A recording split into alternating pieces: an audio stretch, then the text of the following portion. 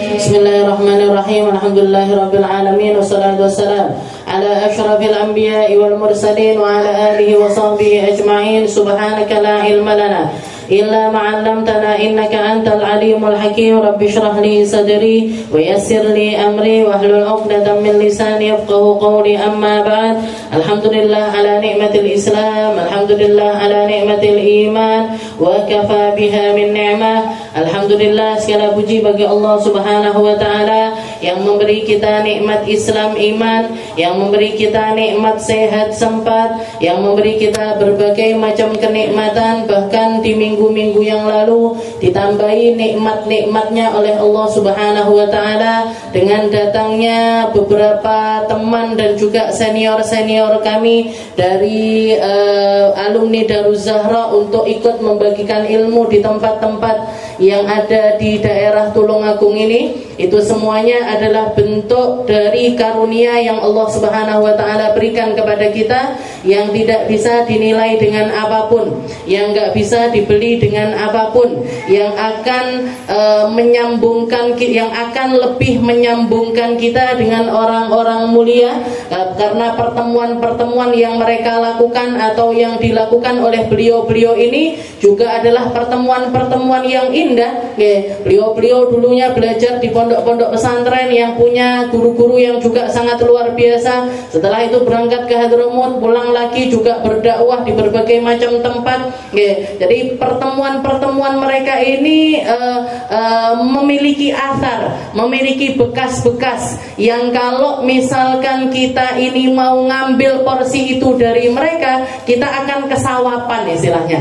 Akan ikut dapat, walaupun nggak ikut ngelakoni tapi ikut dapat berkahnya, ikut dapat madatnya. Kalau bahasanya itu amiduna madat. Wahai para ulama-ulama, kasih kami madat. Madat itu kayak uluran.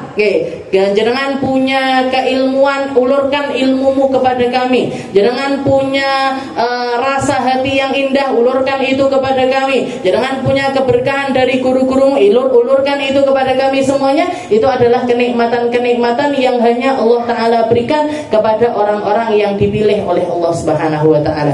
Sebagaimana yang dikatakan oleh Nabi kita, Nabi Muhammad SAW, Innallaha yu'tid dunya man yuhib wa man la yuhib. Kalau perkara dunia, orang yang dicinta ataupun yang enggak dicinta sama Allah dikasih semuanya. Sama-sama diberikan. Kalau masalah kenikmatan dunia, kalau masalah sehatnya fisik, kalau masalah kedudukan dan lain sebagainya, yang enggak dicinta dan yang dicinta sama-sama dapat porsi yang sama. Wala yu'til ilm, tapi Allah Ta'ala hanya memberikan ilmu kepada orang-orang yang Allah Ta'ala cinta, minal abror. Man yuhibbuhu minal abror, orang-orang yang dicinta sama Allah dari golongan orang-orang baik. Maka mugi-mugi kita termasuk orang baik. Berorang-orang yang berusaha baik, orang-orang yang senantiasa memperbaiki hidupnya agar semakin banyak ilmu-ilmu yang kita dapat, agar semakin banyak keberkahan-keberkahan yang kita dapat di hari ini, di hari besok, besoknya lagi, besoknya lagi. Mugi-mugi Allah Ta'ala memberikan banyak kenikmatan kepada kita tentang rasanya nikmat akhirat.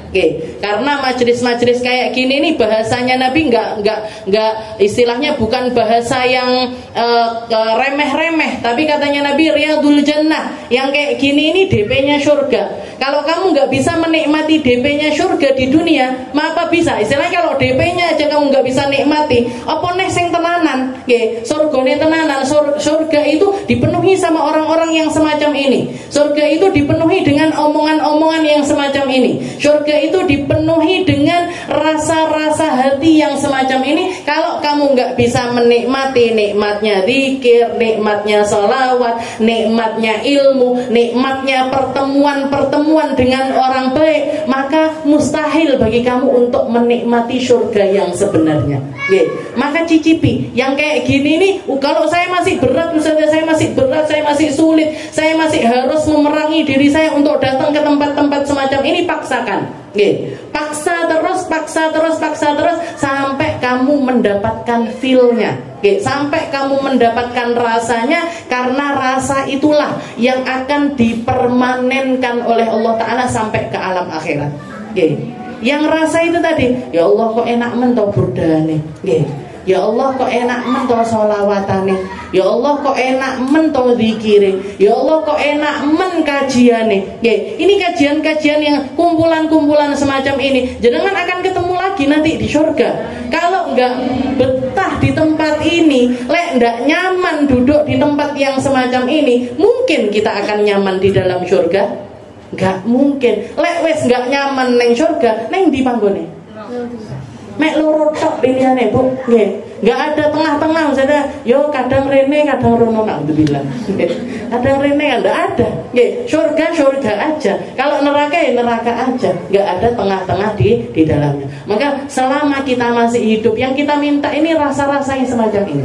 Ya Allah kasih saya nikmatnya ngaji. Kasih saya istiqomahnya ngaji. Kasih saya perasaan bisa merasakan nikmatnya ketika saya di majelis ilmu. Dan sambungkan kami dengan orang-orang yang merasakannya, agar sambungan ini nyampe ke sambungan sebelumnya, sambungan sebelumnya nyampe ke sambungan sebelumnya, terus sampai kepada Nabi Muhammad SAW. Ini yang namanya musalsal. Ini yang namanya rantai. Rantai yang bisa gabungkan masa ini dengan masanya Nabi Muhammad. Kita ini nggak sezaman sama Nabi, nggak sejasad sama Nabi, nggak bisa pertemuan face to face dengan Nabi, itu nggak bisa. Tapi yang bisa nyampaikan kita dengan masanya Nabi adalah ruh kita, rasa kita. Ya Allah, aku kangen koyok wong-wong biyen kangen. Saya cinta seperti orang-orang terdahulu mencinta. Saya belajar sebagaimana orang-orang terdahulu belajar. Saya sholat sebagaimana orang-orang terdahulu sholat. Saya puasa sebagaimana orang-orang terdahulu puasa. Ini yang dilakoni sama orang-orang baik. Minaz zaman ila zaman. Dari zaman satu ke zaman yang lainnya, yang terus runtut sampai kepada Nabi Muhammad SAW. Makanya bahasanya di dalam doa itu as-sahabah wattabi'in wattabi'it tabi'in wattabi'it tabi'it tabi'in wattabi'it tabi'it tabi'it tabi'it tabi'in, terus ila yaumil qiyamah, sampai hari kiamat. Orang yang jalannya setapak sama Nabi, ya Allah, saya ngikut jalannya orang-orang yang tapaknya ini ngikuti jalan tapak orang-orang terdahulu, nyambung sampai kepada Rasulullah SAW. Dan itu semuanya menjadi warisannya Rasulullah SAW. Mugi-mugi kita, orang tua kita, anak cucu kita, semua orang yang kita sayangi dikasih rasa hati yang semacam ini oleh Allah Subhanahu wa Ta'ala. Kita lanjutkan pembahasan kita di akhir bab yang kedua dari Qasidatul Burdah. Bab yang akhir dari pasal yang kedua dari Qasidah Burdah tentang bahayanya hawa nafsu. Al-faslu tsani fit tahdhir min hawan nafs. Jadi peringatan-peringatan yang disampaikan oleh Imam Al-Busiri tentang bahayanya hawa nafsu, dan kita ada di ujung dari bab tersebut, minad da'wah, dari pengakuan-pengakuan yang dilakukan oleh Imam Al-Busiri, mulai dari perkataannya beliau, astaghfirullah min qaulin bila amalin laqad nasabtu bihi nasran lidhi hukumi amartukal khaira lakin ma'tamartu bihi wa mastaqamtu fama qawli lakastaqimi wa la tazawwadtu qabla al-mauti nafilatan wa lam usalli siwa fardi wa lam asumi. Ini 3 bait terakhir ini adalah pengakuannya Imam Busiri, atau kata-kata yang menunjukkan bahwasanya saya ngakoni dengan berbagai macam perasaan yang ada di dalam diri saya, dengan berbagai macam silih gantinya waktu, silih gantinya perasaan, silih gantinya sholat, dan juga berbagai macam ibadah, tapi beliau tetap mengakui astaghfirullah min qaulin bila amalin. Ya Allah, saya minta ampun. Atas apa? Saya minta ampun atas setiap ucapan yang gak bisa dibuktikan dengan kenyataan. Saya minta ampun, ya Allah, kalau misalkan masih sering bohong. Saya minta ampun, ya Allah, kalau belum bisa jadi contoh yang baik. Saya minta ampun, ya Allah, kalau belum bisa jadi teladan yang baik. Astaghfirullah min qaulin bila amalin. Ya Allah, saya minta ampun atas setiap kalimat-kalimat yang gak bisa saya buktikan. Ya, saya nggak bisa membuktikan berbagai macam kalimat yang pernah keluar dari lisan saya ini banyak saya. Laqad nasabtu bihi naslal lidhi ukumi. Dan itu laksana seseorang yang menasabkan orang lain kepada selain ayahnya. Jadi itu rasa ini, perasaan berucap tapi nggak bisa membuktikan, itu perasaan yang selalu menghantui saya karena kayak memang nggak pernah bisa klop. Sebagaimana, jadi beliau pakai permisalannya seperti seorang anak yang nggak akan pernah bisa dinasabkan selain kepada ayahnya. Kalau yang dulu saya ngasih contoh, saya ini abah saya namanya Muhammad. Abah saya punya saudara laki-laki cuma satu, Bu. Sampai abah saya bilang, awakmu ki dulurku donya akhirat. Ya iya, pancen mek loro. Di dunia ya saudaranya yaitu, sampai akhirat ya saudaranya ya cuman itu. Namanya Habib Soleh. Saya ini, walaupun misalkan pengen banget dadi anake Ami Soleh, ya mah ndak iso.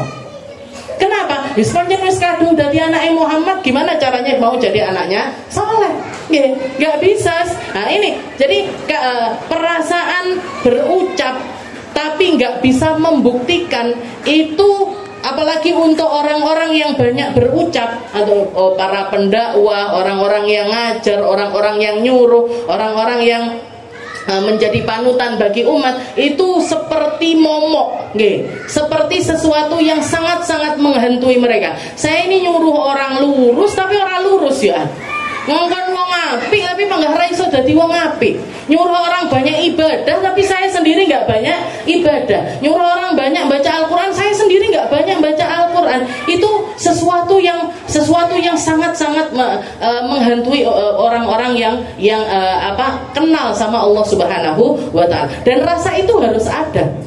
Perasaannya itu nggak boleh nggak ada, terutama di kalangan para ulama. Di kalangan orang-orang yang punya ilmu itu harus punya perasaan yang seperti itu. Makanya ketika Nabiullah Musa yadda'i, beliau itu melakukan pengakuan di depan halayak ramai, siapa man a'lamun nas, siapa orang yang paling berilmu. Katanya Nabi Musa, saya orang paling berilmu. Langsung, nggak pakai besok, nggak pakai nanti, ditegur sama Allah Ta'ala. Kenapa? Karena orang punya ilmu itu harus merasa nggak punya ilmu. Orang baik itu harus merasa nggak baik. Orang banyak amal itu harus merasa nggak punya amal, itu harus. Jadi kita beramal tapi diiringi dengan perasaan diterima apa enggak, nyampe apa enggak, bisa ngelakoni apa enggak, aku iki mek iso ngomong tok mekan. Itu harus. Harus. Kalau sampai nggak ada rasa tersebut, kalau sampai kita nggak memiliki rasa tersebut, berarti kesombongan sudah merasuk ke dalam diri kita. Aku sing paling apik suaranya, misalkan. Aku hajroh nomor 1, misalkan. Tak terkalahkan. Nggak boleh ini. Kudu merasa, harus merasa PRS akeh banget, tabuhan sing iki urung, tabuhan sing kuwi urung, sing lahan iki urung, lagu iki urung digarap, harus. Karena ketika kita merasa kita itu kurang, kita akan belajar. Seperti yang dilakoni sama Nabi Allah Musa. Begitu ditegur sama Allah Ta'ala, ya Musa, hunaka rajulun saleh indahu ilmun ma laisa bika. Wahai Musa, di sana ada orang baik yang tak kasih ilmu, yang ilmu tersebut nggak tak kasihkan kepada dirimu. Di sana ada orang alim yang lain yang kamu nggak ngerti tentang keilmuan yang dia miliki. Apa katanya Nabi Allah Musa? Wa qala Musa li fatahu la abrahu hatta ablugha majma'al bahraini aw amdiyahu quba. Wahai Yusha bin Nun, beliau bilang sama muridnya untuk melakukan perjalanan panjang nemuin Nabi Allah Khidir. Katanya Nabi Musa, wahai Yusha, demi Allah kakiku nggak akan berhenti berjalan walaupun harus nempuh perjalanan ribuan bahkan ratusan tahun sekalipun, hatta ablugha majma'al bahrain, sampai saya menemukan tempat yang dikisahkan oleh Allah Ta'ala. Tempatnya itu ada di perbatasan 2 laut. Di situ tempatnya orang soleh tersebut berada. Di situ tempatnya Nabi Allah Khidir. Kaki ini haram untuk berdiam sampai saya nemukan orang tersebut. Keluar girohnya, keluar semangatnya, keluar perasaan yang ada di dalam dirinya. Iki ilmu yang aku nggak punya, saya harus dapat juga. Minimal tahu tentang ilmu tersebut. Kalaupun Allah Ta'ala nggak menakdirkan saya punya ilmu tersebut, minimal saya kenal sama orangnya, bisa minta doa sama dia, bisa bertabaruk sama orang tersebut, bisa melakukan banyak hal kepada, sehingga saya sedikit banyak tahu tentang ilmu yang dia miliki itu tadi. Jadi harus punya. Makanya Imam Busiri, astaghfirullah min qaulin bila amal. Ya Allah, saya minta ampun dari setiap kalimat yang nggak bisa terrealisasi di dalam diri saya. Saya ini banyak janjinya tapi nggak bisa nepati. Saya ini banyak ngomongnya tapi nggak bisa ngelakoni. Saya banyak ngomongnya tapi nggak bisa ngelakoni. Salah satu sahabatnya Nabi namanya Khabbab ibnul Irid. Jadi Sayyidina Khabbab ini salah satu sahabat yang awal masuk Islam. Awal sekali masuk Islam, bahkan hampir setara dengan Sayyidina Bilal bin Rabah. Dan beliau Khabbab ini juga seorang budak. Jadi punya tuan perempuan. Jadi sayyidnya dia atau pemiliknya dia adalah seorang perempuan namanya Ummu Anmar. Namanya Ummu Anmar. Kalau Sayyidina Bilal bin Rabah punya tuan namanya Umayyah bin Khalaf, ini Khabbab bin Al-Irid ini punya tuan namanya Ummu Anmar, perempuan. Tapi sadisnya luar biasa. Perempuan tapi sadisnya luar biasa. Dikatakan ketika Khabbab bin Irid ini tadi masuk Islam, dan Khabbab ini dipercaya sama Ummu Anmar untuk ngelola toko besi. Jadi toko yang bikin pedang, bikin tombak, bikin segala macam yang terbuat dari besi. Otomatis kan ada pemanasnya, ada tungku pemanas, ada butir-butirnya besi dan lain sebagainya. Dikatakan Ummu Anmar ini begitu tahu kalau Khabbab ini masuk Islam, langsung diparani ke tokonya, diikat tangannya, diikat kakinya, ditelungkupkan. Setelah itu dia ngambil sisir. Jadi kalau jenengan tahu yang biasanya buat ngeruk tanah, yang ada kayak gigi-gigi kayak gini, itu terbuat dari besi. Itu gigi sisir dari besi tadi dicelupkan ke pemanas, dicelupkan ke pemanggang, dicelupkan ke api. Habis itu dikatakan Khabbab ini sudah ditelungkupkan ini, bajunya belakangnya sudah dilepas, dinyos pakai sisir itu tadi. Bukan cuma dices gitu aja, enggak, digeret ke bawah, ditaruh, dipanasin lagi, taruh lagi, seret ke bawah, taruh lagi, terus sampai dikatakan kulitnya habis, dagingnya ngelupas, bahkan beberapa dari tulang-tulangnya itu keluar. Khabbab bin Al-Irid. Jadi dikatakan pemulihannya luar biasa lama. Jadi yang semisal sama Sayyidina Bilal itu banyak, Bu. Yang disiksa semacam itu, ada yang zinnirah itu, perempuan, budak perempuan dicongkel matanya. Ketika ketahuan kalau dia itu masuk ke dalam agama Islam, macam-macam yang makanya sampai Rasulullah memerintahkan sahabat untuk hijrah ke Habasyah, untuk melarikan diri ke berbagai macam tempat, menyelamatkan diri orang-orang yang nggak punya kuasa, nggak punya keluarga yang melindungi, nggak punya jabatan yang melindungi, nggak punya harta yang melindungi, sama Rasulullah suruh pergi. Khabbab ini termasuk. Jadi disisir pakai sisir dari besi yang dipanaskan. Dikatakan Khabbab bin Al-Irid ini, Sayyidina Umar di zaman kekhalifahannya Sayyidina Umar. Sayyidina Umar itu selalu menempatkan orang-orang yang awal masuk Islam itu di kanan sama kirinya beliau. Termasuk diantaranya Sayyidina Bilal. Nah, ketika Sayyidina Bilal ini duduk, beliau kelihatan ada Khabbab bin Al-Irid jalan. Dikatakan, wahai Khabbab, duduk di sini. Gak ada satu orang pun yang berhak untuk duduk di bagian depan kecuali semisal engkau dan juga Bilal bin Rabah. Kecuali semisal engkau dan Bilal bin Rabah. Dikatakan di masa-masa setelahnya, sepeninggal dari Rasulullah SAW, Sayyidina Khabbab ini datang jama'atun, datang banyak sekelompok orang datang kepada Sayyidina Khabbab untuk belajar. Untuk belajar ilmu, istilahnya ngambil ilmu yang beliau ketahui dari Rasulullah SAW. Akhirnya dikatakan ketika lagi ngaji, istilahnya kayak kita majelisan kayak gini, ngaji, Sayyidina Khabbab ngomong, tahu-tahu beliau diam. Lama diem. Katanya orang-orang, wahai Khabbab, jina linasma' minka. Wahai Khabbab, kami ini datang buat dengerin kamu. Lah kok kamu diem aja, kenapa? Misalkan saya tahu-tahu lingkung ini ngelamun gitu. Kan mesti jenengan sadaya nyapo ae lagi mikirin apa istilahnya. Misalkan 5 menit aja, gak usah lama-lama. 5 menit saya ngelamun gini delok ijam. Orang jam bolu-bolu misalnya. Kan jenengan juga bertanya-tanya istilahnya kenapa? Nah ini juga kayak gitu. Jamaahnya ini tadi nanya, wahai Khabbab, jina linasma' minka. Kami ini datang buat dengerin jenengan. Lah kok jenengan diem aja, kenapa? Katanya Sayyidina Khabbab, kalian kan mau denger tentang dari aku tentang Rasulullah SAW. Dan saya ini takut kalau yang saya keluarkan ini adalah kalimat-kalimat yang saya nggak bisa ngelakoni. Saya takut yang keluar dari saya itu kalimat-kalimat yang saya nggak bisa ngelakoni, dan itu urusannya nanti besar di hadapan Allah Subhanahu wa Ta'ala. Urusannya nanti besar. Jadi biarkan aku berhenti dulu sebentar, biar nata kata-kataku, nata omonganku, biar yang keluar ini apa yang aku bisa mempertanggungjawabkan tentang hal tersebut. Makanya jenengan juga nggak boleh protes misalkan saya ngelamun. Jadi saya milik ngelamun sedilu ngono bene Bu tokno ae. Jangan bertanya. Amartukal khaira lakin ma tamartu biha wastaqamtu fama qawli lakastaqimi. Setelah itu pengakuannya beliau yang kedua, amartukal khair lakin ma tamartu bihi. Saya sering kali nyuruh orang melakukan kebaikan, tapi saya sendiri nggak bisa. Saya sendiri bukan orang baik.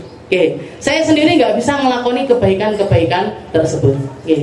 Dulu abah saya itu sering bilang, kalau ada ustadz-ustadz atau istilahnya penceramah-penceramah yang bisa ngomong doang, yang beliau itu tahu latar belakangnya, jare abine itu lek mek omong tok ae bagonge yo iso. Kata abah saya gitu. Jadi istilahnya perbaikan kita itu ketika dipercaya orang, didengerin orang, itu di satu sisi perbaikan kepribadian itu juga harus terjadi.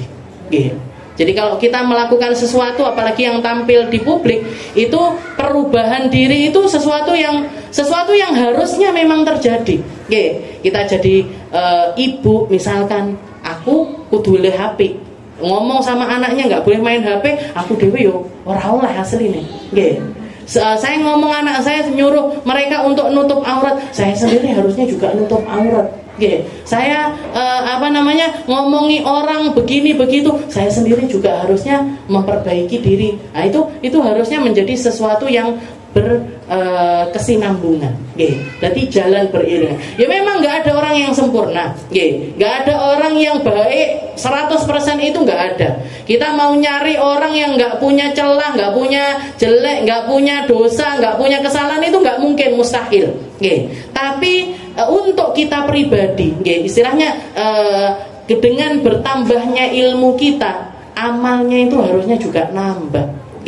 Dengan pengetahuan yang kita dapat, harus ada perubahan di dalam diri kita. Jangan sampai aku yo ngene iki, arep yo karepmu, ora arep yo karepmu. Mau rungokne karepmu, ora mau rungokne yo karepmu. Ajak boleh. Jadi harusnya itu adalah sesuatu yang beriringan. Amartukal khaira lakin ma tamartu bi wa mastaqamtu fama qawli lakastaqimi. Jadi juga sesuatu yang paling ditakuti oleh Imam Al-Busiri adalah wa mastaqamtu fama qawli lakastaqimi. Aku ini bukan orang yang lurus.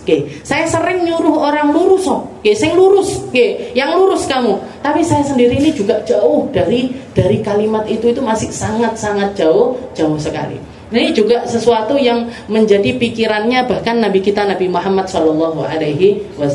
Beberapa kali saya pernah bilang, Rasulullah itu yang sesuatu yang sampai bikin beliau itu ubanan.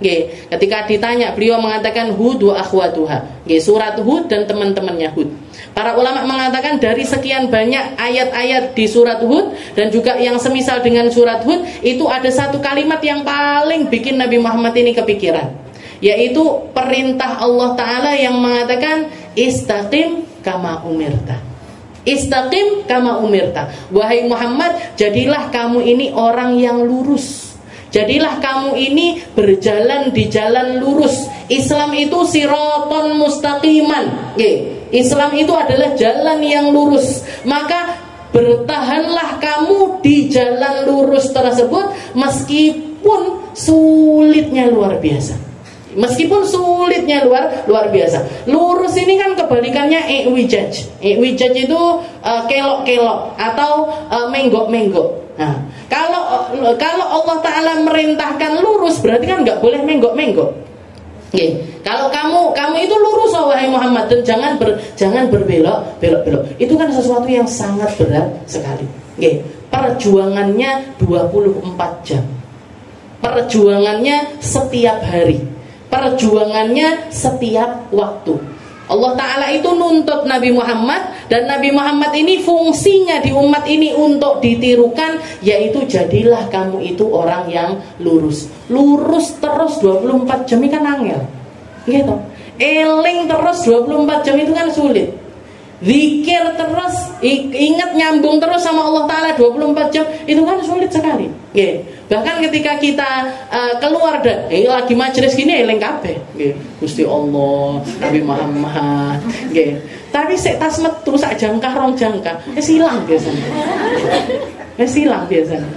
Mosok wis bar iki nyapo yo, yes. Merencanakan rencana duniawi kita.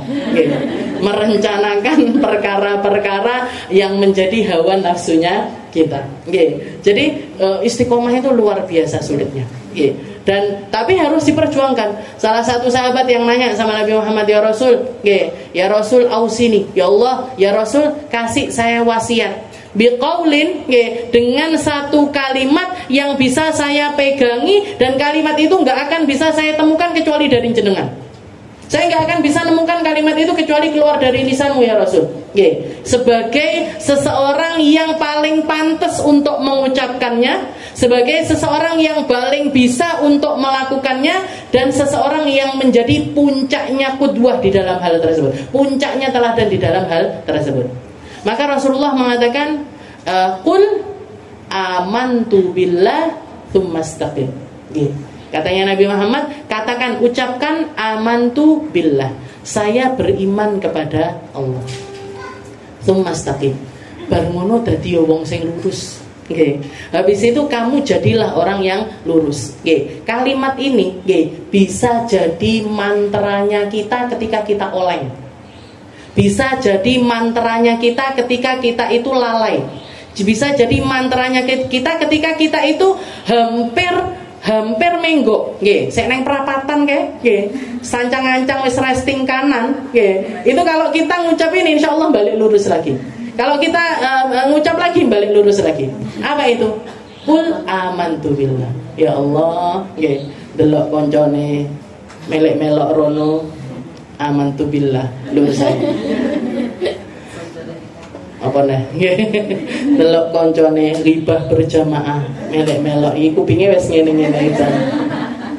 Amantu billah, istiqomah nih. Jadi ini kalimat yang paling pantas ngomong memang Nabi Muhammad Shallallahu Alaihi Wasallam. Orang lain nggak ada yang pantas nih ngomong kayak gini nih. Karena saya ngomong karo sing ngrungokne podo ae. Jadi gampang oleng, gampang nengok kanan, nengok kiri, ketut kanan, ketut kiri, dan lain sebagainya. Makanya yang juga yang pengakuannya Imam Al-Busiri, mastaqamtu fama qawli la tastaqim. Aku ki urung dadi wong istiqomah.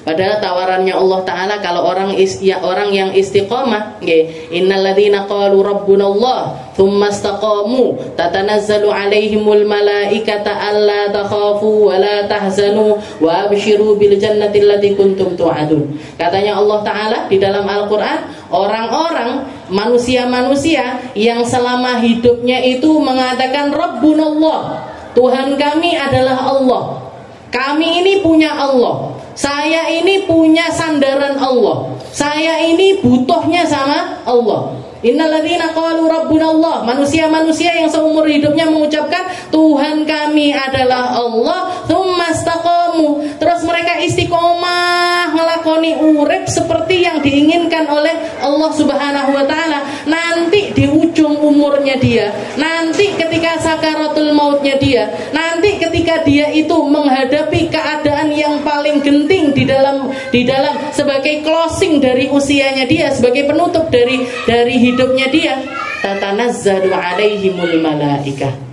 Malaikat Bu yang datang. Malaikat yang nenangin dia, malaikat yang bikin dia ini akan kembali menjadi seseorang yang, karena nggak akan manusia nggak akan kuat untuk menghadapi sakaratul maut sendiri, itu nggak bisa. Jadi kalau orang-orang baik, orang-orang yang istiqomah, orang-orang yang pegangannya kuat sama la ilaha illallah, yang diturunkan sama Allah Ta'ala malaikat-malaikat rahmat.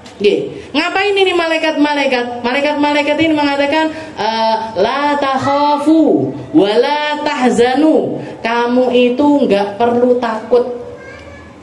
Takut akan apa? Takut akan masa depanmu. Wes toh tak ewangi. Kamu nanti di alam kubur tak bantu, di mahsyar tak bantu, ketika timbangan amal tak bantu, ketika bukumu dilemparkan tak bantu, sampai kamu masuk ke dalam surganya Allah Ta'ala. Gak usah panik kamu. La takhafu wala tahzanu, dan gak usah sedih.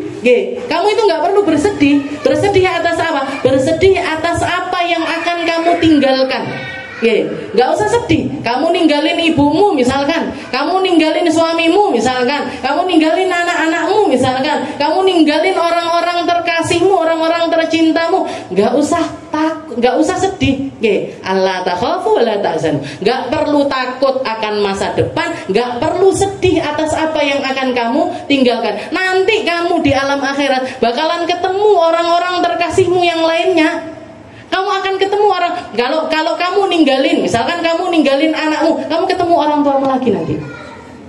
Kamu ninggalin murid-muridmu, kamu ketemu guru-gurumu nanti di sana.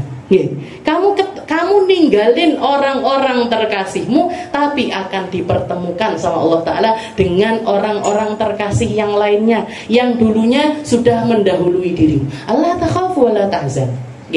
Wa abshiru bil jannah. Dan fokuslah kamu untuk berbahagia dengan surga yang menjadi penawarannya Allah Subhanahu wa Ta'ala. Alladzi kuntum tu'adun, yang sudah dijanjikan bagi orang yang istiqomah, bagi orang yang beriman, yang beriman dan istiqomah di dalam keimanannya. Kalian sudah dijanjikan surga, akan dikasihkan sekarang sama Allah Ta'ala surga. Nanti di alam kubur kamu sudah dapat raudhatun min riyadil jannah. Dapat dulu tamannya di dalam kuburan sebelum kamu mendapatkan surga yang sesungguhnya nanti di alam akhirat nanti, setelah terjadinya kiamat. Ini yang datang malaikat, yang nyabutnya pelan-pelan, yang nyabutnya, katanya Nabi Muhammad, kalau orang yang baik itu nyabutnya itu kayak selembut tetesan-tetesan hujan bukan ketika deres, tapi ketika dia itu netes dikit-dikit. Atau ketika seperti bulu yang masuk di dalam adonan terus dikeluarkan kayak gitu. Nah, itu nyabutnya malaikatnya dengan cara yang seperti itu. Nasihati gharqa wan nasyitati nashta. Dalam Al-Qur'an dikatakan ada dua jenis. Malakul maut atau malaikat pencabut nyawa itu modelnya dua. Ada yang semacam wan naziati gharqa. Ada yang nyabutnya itu dari setiap ujung-ujung badannya manusia, titik itu pun dikit balik nenek, titik dibalik nenek, titik dibalik nenek. Sampai dia harus kesakitan ada yang seminggu, ada yang sebulan, ada yang 3 bulan dan lain sebagainya. Sekaratnya ini luar biasa menyakitkan. Ada yang diperlakukan sama Allah Ta'ala dengan cara yang tapi sama-sama malaikat. Untuk orang baik diperlakukan semacam itu oleh Allah Subhanahu wa Ta'ala. Jadi wa mastaqamtu fama qauli lakastaqim. Katanya Imam Al-Busiri, aku ini bukan orang yang berjalan lurus. Meskipun aku sering nyuruh orang-orang untuk lurus, aku dewe tak akoni, saya sendiri ini masih banyak kekurangan di dalam lurusnya jalanku menuju Allah Subhanahu wa Ta'ala. Dan itu juga yang harus selalu kita usahakan. Rasulullah pernah ketika sama sahabat ngambil tongkat, beliau nggak bikin garis lurus. Setelah itu beliau mengatakan, Nabi Muhammad mengatakan, hadza siratullah. Ini adalah jalannya Allah, lurus. Di dalam Al-Quran dikatakan wa hadza sirati mustaqiman. Jalannya Allah Ta'ala itu jalannya orang yang lurus. Jalannya mereka-mereka yang memang nggak kenal belok-belok sama sekali.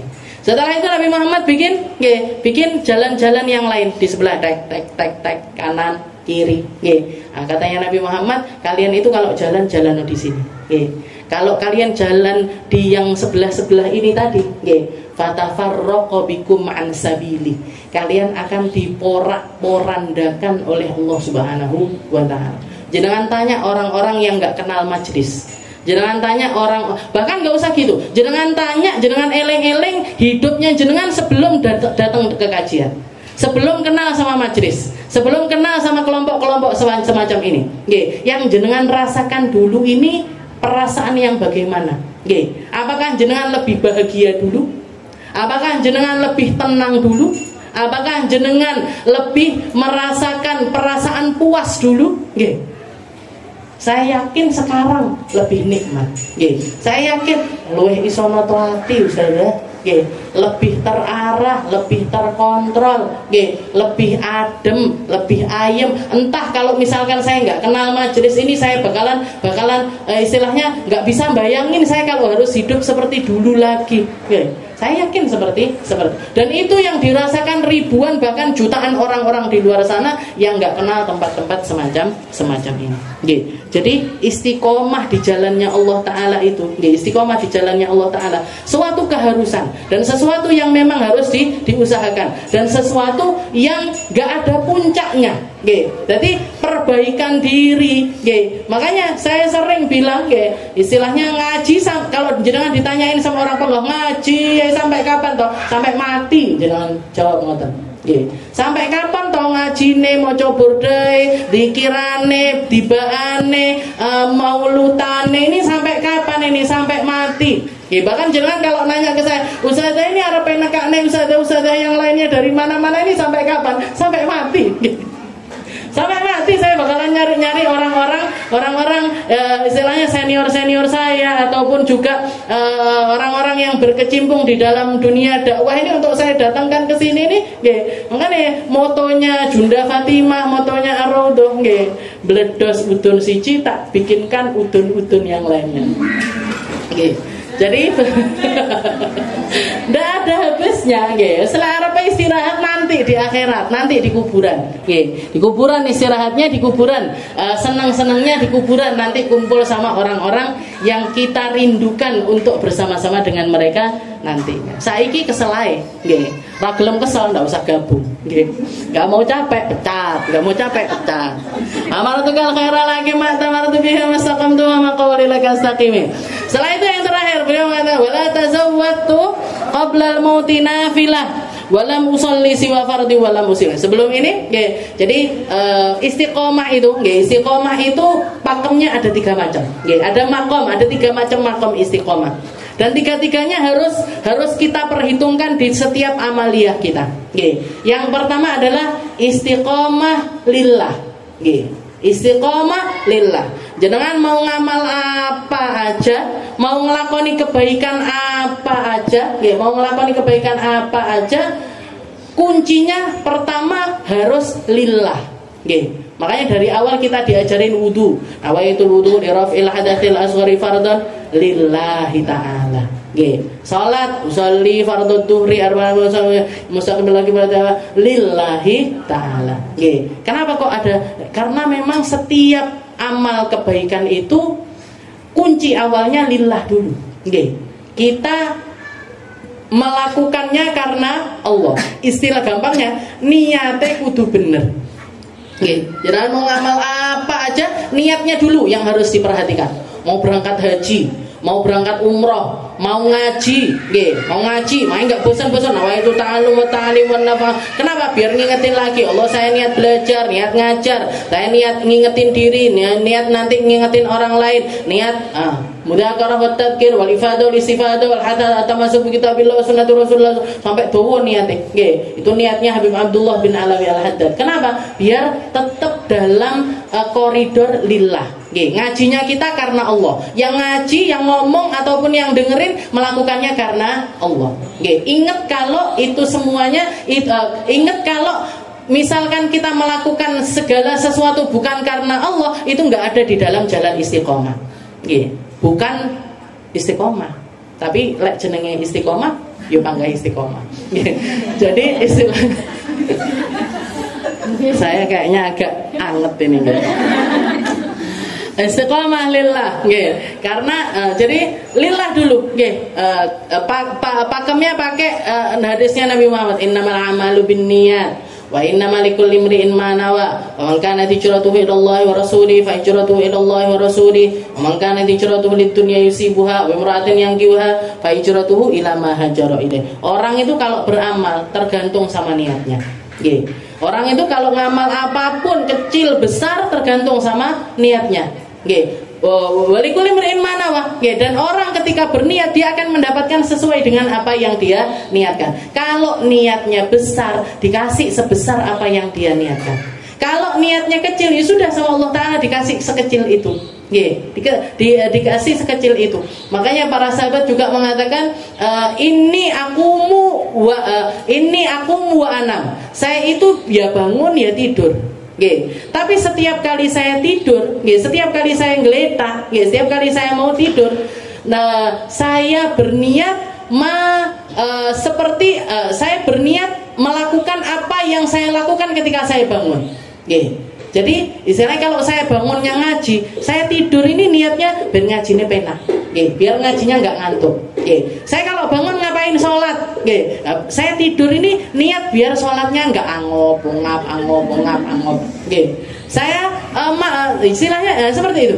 Saya ketika melakukan sesuatu yang sifatnya itu semacam keadaannya manusia pada umumnya, itu saya niatkan untuk melakukan ibadah kepada Allah Subhanahu wa Ta'ala. Dan Allah itu sangat-sangat memandang niatnya seseorang. Sangat-sangat memandang. Ketika semakin tulus seseorang, semakin dipandang baik sama Allah Ta'ala. Makanya dikatakan dulu di zaman 100 tahun sebelum Rasulullah itu hijrah ke negeri Madinah, Rasulullah sebelum hijrah ke negeri Madinah, di negeri Madinah atau dulunya Yathrib itu ada tamu raja dari Tuba. Tuba itu daerah Yaman. Ada seorang raja dari daerah Yaman datang ke Madinah. Datang ke Madinah. Diceritani sama orang-orang Yahudi, diceritani sama pendeta-pendeta Yahudi. Pendeta Yahudi ini kan ya'lamunahu kama ya'rifunahu kama ya'rifuna abna'ahu. Katanya Allah Ta'ala di dalam Al-Quran, orang-orang Yahudi itu kenal sama Nabi Muhammad semacam kenalnya mereka kepada anak-anaknya mereka. Bal asyad, bahkan lebih parah lagi. Kalau mereka kenal sama anaknya, kenalnya itu setelah mereka lahir. Tapi kalau orang-orang Yahudi sudah tahu kriterianya Nabi bahkan sebelum Nabi Muhammad itu lahir.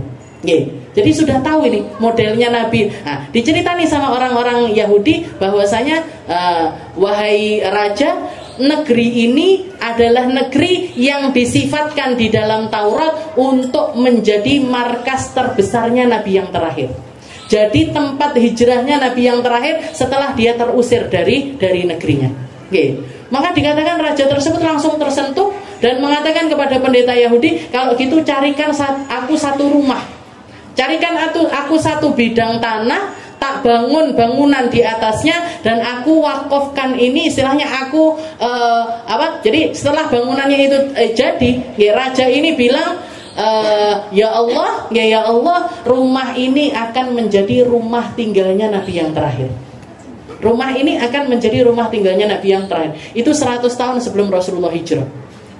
Dan ketika Rasulullah hijrah ke negeri Madinah, ketika orang-orang kaya-kaya ini pada narik-narik untanya Nabi, ya Rasul tinggal di rumah saya, ya Rasul nginepnya di rumah saya, ya Rasul. Yang pede kayak gitu kan biasanya yang rumahnya bagus-bagus, yang rumahnya luas-luas, narik rumah untanya Nabi. Katanya Rasul da'ha fa innaha ma'murah. Lepasin. Unta ini sudah dapat langsung perintah dari Allah Ta'ala. Jalan sampai ke satu tanah lapang, deprok untanya. Nggih. Setelah deprok Rasulullah bilang, "Hadza li masjidi." Tanah ini nanti bakalan jadi masjidku. Nggih, tanah ini nanti akan jadi masjidku. Setelah itu bangun lagi, jalan sampai di depan rumahnya Abu Ayyub Al-Ansari. Nggih, rumah lapuk, rumah yang lumayan reot, dimiliki oleh orang-orang yang juga nggak begitu kaya. Ya, Abu Ayyub Al-Ansari tadi. Setelah itu Rasulullah bilang, "Saya tinggalnya di rumah ini." Nggih. Dan ternyata rumah itu adalah rumah yang 100 tahun sebelumnya dibangun sama raja dari Tuba. Nggih. Jadi pindah-pindah tangan dong 100 tahun nggih, pindah-pindah tangan sampai kepada sampai jadi miliknya Abu Ayyub Al-Ansari. Dan di rumah itu Rasulullah tinggal. Nggih. Jadi disampaikan sama Allah Ta'ala niatnya raja ini tadi. Orang kalau serius, orang kalau ikhlas, orang kalau benar-benar di dalam kekeh, di dalam apa yang dia di dalam keistiqomahannya di jalannya Allah Ta'ala, itu disampaikan sama Allah Ta'ala. Makanya yang pertama kuncinya lillah dulu, istiqomah lillah. Setelah itu yang kedua istiqomah billah. Setelah itu istiqomah itu juga harus dengan perasaan bahwasanya saya bisa ngelakoni itu semuanya karena Allah. Saya bisa ngelakoni itu semuanya karena Allah. Saya punya ilmu. Saya punya ilmu. Ilmu ini bukan dari saya, tapi karena Allah Ta'ala ngasih saya ilmu. Saya sedekah. Ini bukan karena harta ini di tangan saya, bukan karena usaha saya, bukan karena kepintaran saya, bukan karena keberuntungannya saya dan lain sebagainya, bukan. Tapi karena Allah Ta'ala ngasih harta tersebut kepada saya untuk bisa saya dermakan. Dan itu semuanya di dalam segala sholat, ya Allah, inna sholati wa nusuki wa mahyaya wa mamati lillahi rabbil alamin. Ya Allah, semua yang saya lakoni untukmu. Dan kekuatan ini juga datang dari. Kalau saya nggak jenengan kasih hidayah untuk sholat, nggak bisa sholat. Saya kalau nggak dikasih hidayah untuk jadi orang baik, nggak bisa baik. Saya kalau nggak dikasih hidayah untuk bisa nutup aurat, nggak bisa nutup aurat saya, ya Allah. Jadi istiqomah billah. Jadi pakai kalimat la haula wala quwata illa billah. Semua daya, semua upaya itu semuanya akan menjadi sesuatu yang percuma kalau kita nggak menyandarkannya kepada Allah. Dan yang terakhir kama amarullah. Istiqomah kama amarullah. Jadi lillah billah wa kama amarullah. Kita melakukan keistiqomahan itu sebagaimana yang diperintahkan sama Allah. Jadi orang baik itu nggak sekedar baik, tapi ngikuti kebaikannya orang-orang terdahulu. Nah, yang ketiga ini butuh yang namanya ilmu. Sholat ben bener sholatnya piye? Ya belajar sholat.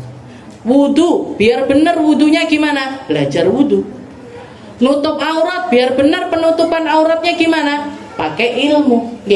Ngaji biar benar ngajinya, pakai ilmu. Jadi nggak bikin di dalam agama. Dan ini harus menjadi salah satu hal yang sangat-sangat kita istilahnya kita garis bawahi di dalam setiap amal istiqomahnya kita. Kama amarallah. Jadi nggak bisa main-main atau sakar PDW di dalam kon koyoke api. Salat subuh 2 rakaat, aku lho 6 rakaat. Kan akeh punjule kan. Bukannya malah bener, malah salah malah. Nah, ini tim Hadra ini kemarin ini mau beli kecek-kecek itu.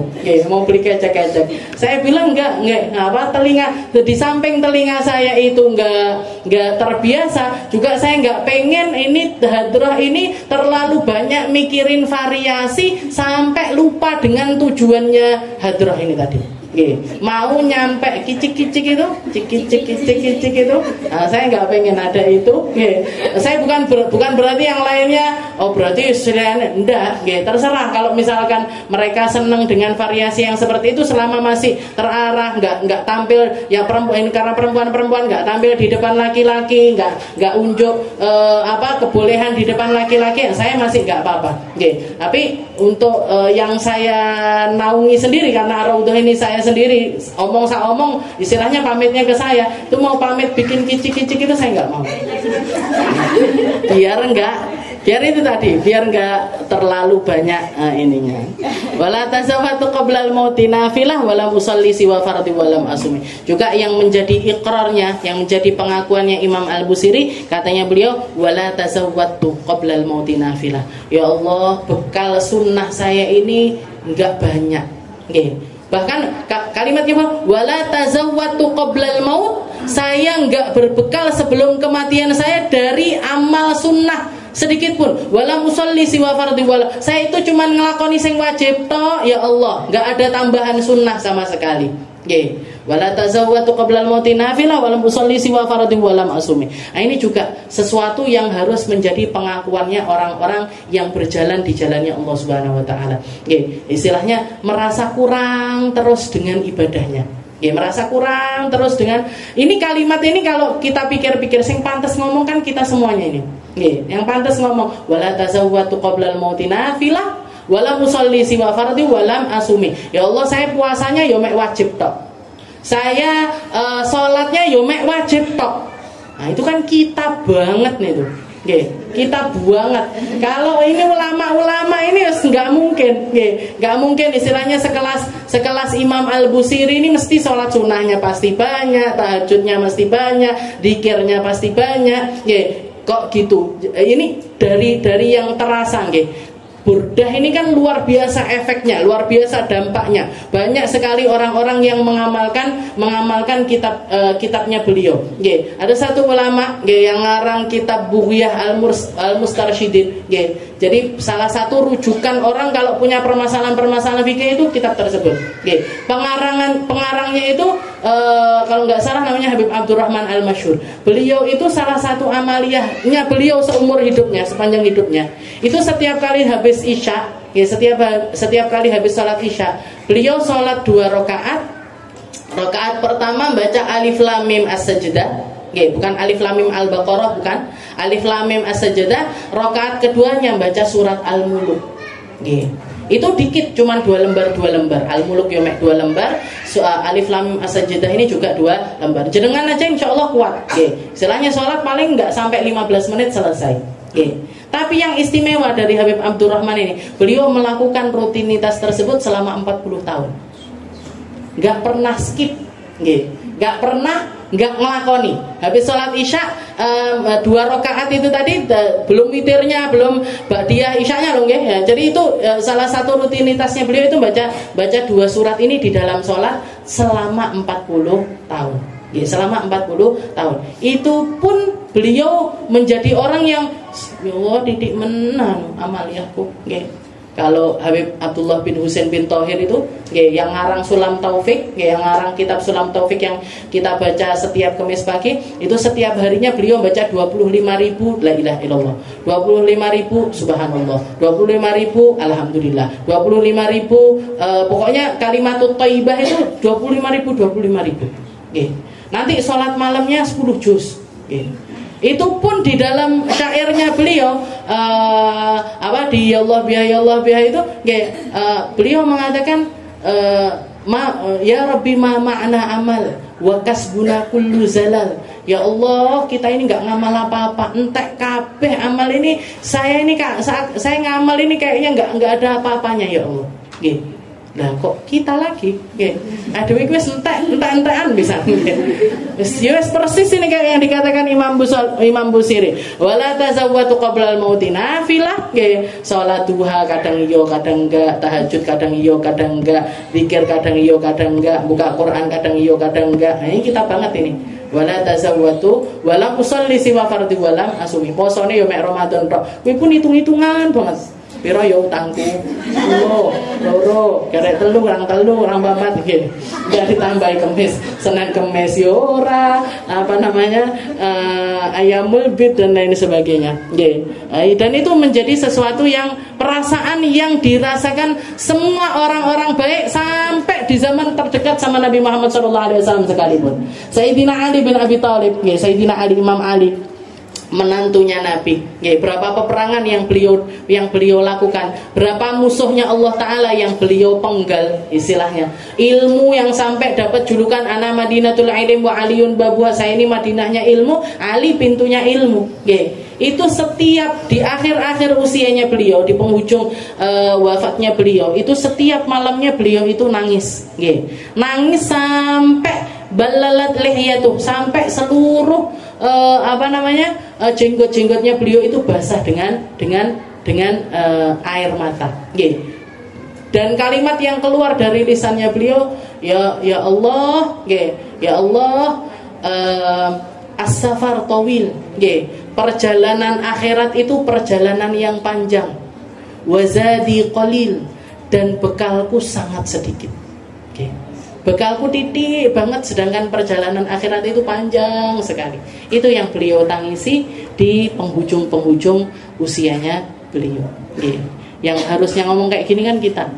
Lah awake dhewe dadi Imam Ali paling yang perang Badar aku melok, Uhud aku melok, perang Khandaq aku melok, orang-orang kafir itu mana yang nggak tak bunuh, mana yang nggak takut sama saya, mana orang yang nggak butuh ilmu dari saya, ngene petantang, malah musolli siwa fardhi wala masumi. Tapi ternyata orang-orang baik itu rasa hatinya semacam itu. Kurang terus sambil beramal tapi sambil merasa inkisar baina yadaillah, selalu merasa hancur dirinya di hadapan Allah Subhanahu wa taala. Dalam tu sunnata man ahyad dhalama ila an ishtaqat qadamahu durrami warami, wallahu a'lam bisawab. Insyaallah kita lanjutkan di pertemuan yang selanjutnya.